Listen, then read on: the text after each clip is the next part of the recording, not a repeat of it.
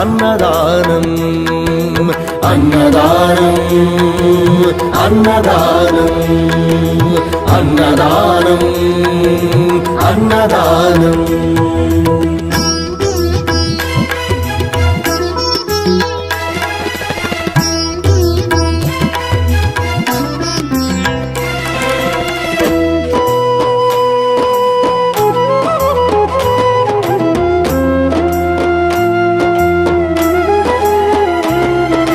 పంచుకు తింటే పవిత్రం, వ్యక్తిత్వానికి చరిత్రం.